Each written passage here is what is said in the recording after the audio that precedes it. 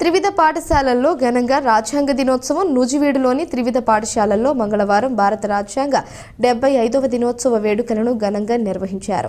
ఈ సందర్భంగా పాఠశాల ప్రిన్సిపల్ శ్రీనివాసరావు విద్యార్థులతో కలిసి రాజ్యాంగ నిర్మాత డాక్టర్ బిఆర్ అంబేద్కర్ చిత్రపటానికి పూలమాలలు వేసి ఘనంగా నివాళులర్పించారు.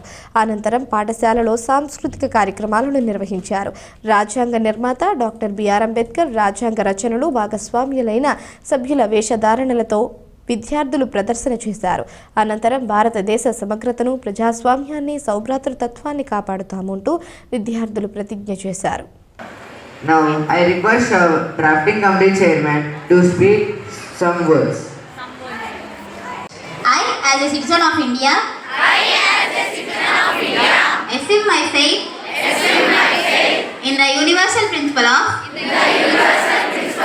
civilized society, namely that every dispute between citizens, group, institutions or organizations of citizens should be settled by peaceful means and in view of growing danger in the integrity and unity of the country. పౌర సంస్థల మధ్య ప్రతినివాదం శాంతియుత మార్గాల ద్వారా